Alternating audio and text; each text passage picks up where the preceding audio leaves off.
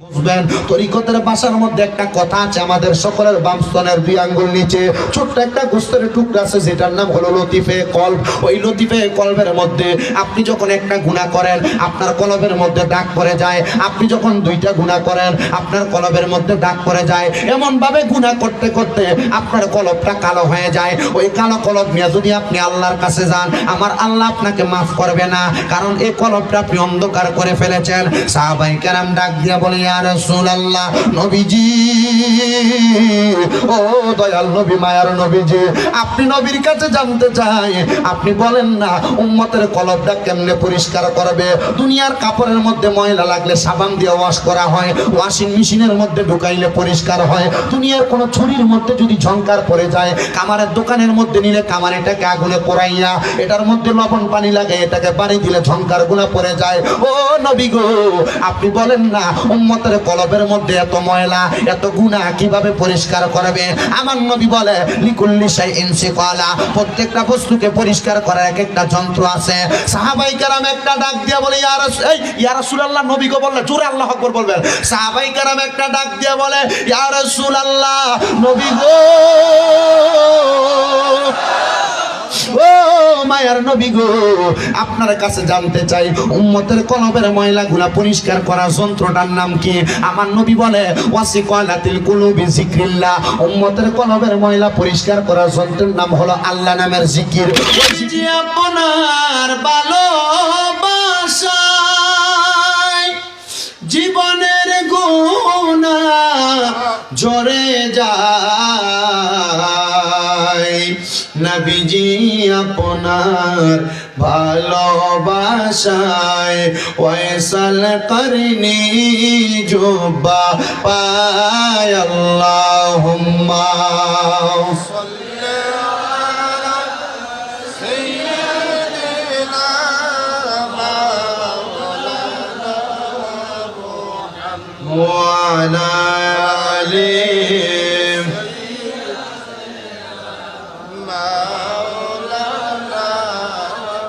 বেলা যখন শেষ হইবে পারের তরি থাকে না, সবাই থাকতে মুর্শিদ ধরে জীবনে কর সাধনা, আল্লাহুম্মা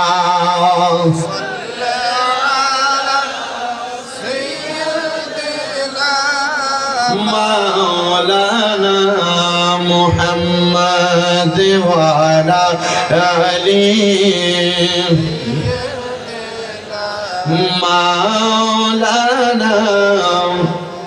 সবাই একটু জবান খুলে একটু জিকির করেন, লা ইলাহা ইল্লাল্লাহ, লা ইলাহা ইল্লাল্লাহ, লা ইলাহা حسبي ربي جل الله ما في قلبي غير الله، بولن حسبي ربي جل الله ما في قلبي غير الله، نور محمد صلى الله، بولن نور محمد ইকুদি সেখানে বলছেন, লা ইলাহা ইল্লাল্লাহ, লা আমি যে আপনি কই আপনি ভালো লাগে না ফসাই দেব, লা ইলাহা আল্লাহ ছাড়া মাবুদ নাই, আমরার নবীজি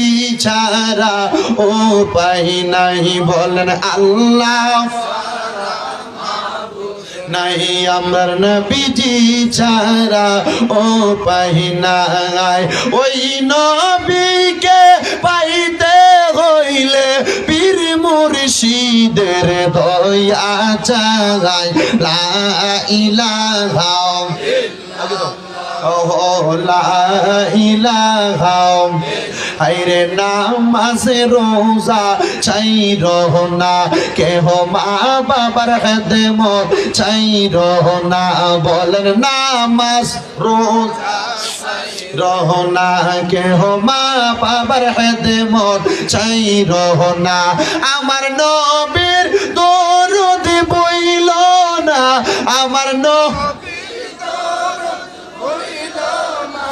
আমার নবীও তোমায় ভুলবে না লা ইলাহা লা ইলাহা হায়রে অনেক দূরে মদিনা আমরা কেমনে যাব জানি না। আসামের মানুষ মদিনা যাইতে চাই কি চাই না? যারা যারা যাইতে চাই ডান হাত সোজা করে আল্লাহকে দেখায় আর জবান খুলে একটা তাকবীর হবে। নারে তাকবীর, নারে রিসালাত, মাসলাকে আলা হযরত, নারে আহলে সুন্নাত। এই আওয়াজ দিয়ে আমার মনে হয় মঙ্গল দহ পার হওয়ার আগে সাক্কা ফাংশন হয়ে যাবে। মদিনা যাইতে হলে ইমানি আওয়াজ দিতে হবে, দল আওয়াজ দিতে হবে।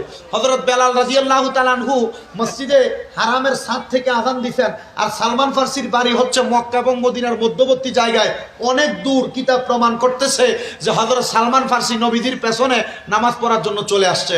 আল্লাহর হাবিব হযরত সালমান ফার্সিকে জিজ্ঞাসা করে, সালমান তোমার বাড়ি তো এখানে না, তুমি এখানে নামাজ পড়তে কেন আসলা? সালমান ফার্সি বলে, ইয়া রাসূলুল্লাহ, হযরত বেলাল আযান দিয়েছে, আপনি নবীর ইমামতিতে মসজিদে হারামে নামাজ হবে আর আমি সালমান আসবো না, এটা তো হতে পারে না। নবীজি প্রশ্ন করে, সালমান এত দূরে তো আওয়াজ যাওয়ার কথা নয়। আল্লাহর সাথে সাথে হযরত জিবরাইল আমিনকে নাযিল করলেন। জিবরাইল বললেন, ইয়া রাসূলুল্লাহ, ইয়া হাবিবাল্লাহ, হযরত বেলালের আযানের আওয়াজ সালমান ফার্সির বাড়ি মক্কা মদিনার মাঝখানে শুধু যায় নাই, হযরত বেলালের আযানের আওয়াজ আল্লাহর লামকানে গিয়েছে। নবী আপনি আর প্রশ্ন করবেন না। এবার আপনারা বলেন, আমরা সবাই হযরত বেলালের মতো মুহাব্বত নিয়ে মদিনা যাইতে চাই কি চাই না? কারা কারা যাইতে চাই ডান হাত সোজা করে দেখো। নারে তাকবীর, নারে রিসালাত, নারে রিসালাত, মাসলাকে আলা হযরত, মাসলাকে আলা হযরত, উলামায়ে আহলে সুন্নাত জিন্দাবাদ, উলামায়ে আহলে সুন্নাত জিন্দাবাদ, নারে শামীম রেদা কি, নারে শামীম রেদা কি, নারে তাকবীর, নারে রিসালাত। জোরে বলি মারহাবা। মদিনা যাইতে চাই কি চাই না? অনেক দূরে মদিনা আমরা কেমনে যাব জানি না। দয়াল আল্লাহ দয়া করে রে নসিব করেন মদিনা। লা ইলাহা ইল্লাল্লাহ লা ইলাহা লা ইলাহা ইল্লাল্লাহ মুহাম্মাদুর রাসূলুল্লাহ সাল্লাল্লাহু আলাইহি ওয়াসাল্লাম। আমার মুসলমানের দলেরা, ও আমার আসাম রাজ্যের ধরনের দলার বাবাজিরা, এবার মনোযোগের সাথে আপনারা বসবেন। আমি এতক্ষণ আপনাদেরকে নিয়ে লা ইলাহা ইল্লাল্লাহ জিকির করলাম। যে জিকিরের ব্যাপারে বলা হয়েছে, আফদালুজ যিকরি লা ইলাহা ইল্লাল্লাহ, সবচেয়ে উত্তম জিকির হলো লা ইলাহা ইল্লাল্লাহ। ওয়া আফদালুদ দুআই আলহামদুলিল্লাহ, সবচেয়ে উত্তম দোয়া হলো আলহামদুলিল্লাহ। ওই আল্লাহর জিকির আমরা করতে পেরেছি, মুহাব্বতের আওয়াজে ওই আল্লাহর প্রশংসা করে একবার জোরে পড়ে আলহামদুলিল্লাহ। মুসলমানের দল যারা তরিকত গ্রহণ করেছেন, যে কোনো পীর মাশায়েখের হাতে হাত দিয়ে বায়াতে রাসূল গ্রহণ করেছেন, আপনারা অনেকে বুঝবেন। তরিকতের ভাষার মধ্যে একটা কথা আছে, আমাদের সকলের বাম স্তনের 2 আঙ্গুল নিচে ছোট্ট একটা গোস্তের টুকরা আছে, যেটার নাম হলো লতিফে কলব। ওই লতিফে কলবের মধ্যে আপনি যখন একটা গুনাহ করেন, আপনার কলবের মধ্যে দাগ পড়ে যায়। আপনি যখন 2টা গুনাহ করেন, আপনার কলবের মধ্যে দাগ পড়ে যায়। এমন ভাবে গুনাহ করতে করতে আপনার কলবটা কালো হয়ে যায়। ওই কালো কলব নিয়ে যদি আপনি আল্লাহর কাছে যান, আমার আল্লাহ আপনাকে মাফ করবে না, কারণ এই কলবটা আপনি অন্ধকার করে ফেলেছেন। সাহাবায়ে কেরাম ডাক দিয়ে বলে, ইয়া রাসূলুল্লাহ, নবীজি, ও দয়াল নবী, মায়ার নবীজি, আপনি নবীর কাছে জানতে চাই, আপনি বলেন না উম্মতের কলবটা কেমনে পরিষ্কার করবে? দুনিয়ার কাপড়ের মধ্যে ময়লা লাগলে সাবান দিয়ে ওয়াশ করা হয়, ওয়াশিং মেশিনের মধ্যে ঢুকাইলে পরিষ্কার হয়। দুনিয়ার কোনো ছুরির মধ্যে যদি ঝংকার পড়ে যায়, কামারের দোকানের মধ্যে নিলে কামানিটাকে আগুনে পোড়াইয়া এটার মধ্যে লবণ পানি লাগে এটাকে পানি দিলে ঝংকার গুণা পড়ে যায়। ও নবী গো, আপনি বলেন না উম্মতের কলবের মধ্যে এত ময়লা এত গুনাহ কিভাবে পরিষ্কার করবে? আমার নবী বলে লিকুল্লি শাইইন সিকালা, প্রত্যেকটা বস্তুকে পরিষ্কার করার এক একটা যন্ত্র আছে। সাহাবাই কেরাম একটা ডাক দিয়ে বলে ইয়া রাসূলুল্লাহ, নবী গো বললে জোরে আল্লাহু আকবার বলবেন। সাহাবাই কেরাম একটা ডাক দিয়ে বলে ইয়া রাসূলুল্লাহ, নবী গো, ও মায়ার নবী গো, আপনার কাছে জানতে চাই উম্মতের কলবের ময়লাগুলা পরিষ্কার করার যন্ত্রটার নাম কি? আমার নবী বলে ওয়াসিকালাতিল কুলুবি যিকরিল্লাহ, উম্মতের কলবের ময়লা পরিষ্কার করার যন্ত্রের নাম হলো আল্লাহ নামের জিকির। ওই জিকির করলে উম্মতের কলবের ময়লাগুলা জোরে জোরে পড়ে যায়। আমরা সবাই জানি আল্লাহ তাআলার 99টা সিফাতি নাম আছে, যেই নামগুলাকে আসমাউল হোসনা বলা হয়, কিন্তু এই সিফাতি নাম সহ আমার আল্লাহর সর্বমোট নাম হলো 3000। কয় হাজার? ওরা বলেন না কয় হাজার? সাহাবীরা বলে নবীজি আমরা তো সকল নামগুলা জানি না, আপনার উম্মত সবাই তো জানবে না।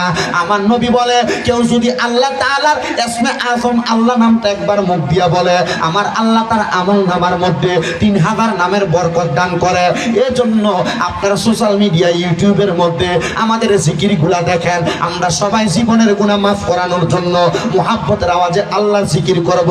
আপনারা সবাই আল্লাহ আল্লাহ করবেন, আর আমি মাঝে মাঝে দুই একটা মানকাবাত পড়বো, মুর্শিদি পড়বো, শানের সালাতের কথা বলবো। এগুলা বললে আপনারা আল্লাহ আল্লাহ বন্ধ করবেন না, আপনারা শুধু আল্লাহ আল্লাহ জিকির করবেন। রাজি আছেন তো সবাই? ওই জিকিরটা করব, কারণ আল্লাহর জিকিরের মাঝখানে আমরা যদি আউলিয়া কেরামের স্মরণ করি গুনাহ হবে না, কারণ জিকরুল আম্বিয়াই মিনাল ইবাদাতি ওয়া জিকরুস সলিহিনা কাফারা। নবীদের জিকিরের মাধ্যমে ইবাদত হয়, আউলিয়া কেরামের জিকিরের মাধ্যমে গুনাহের কাফারা হয়, গুনাহ মাফ হয়। আসেন আমরা সবাই জবান খুলে আল্লাহ আল্লাহ করি। আমি শান পড়লে আপনারা শুধু আল্লাহ আল্লাহ করবেন। জোরে পড়েন আল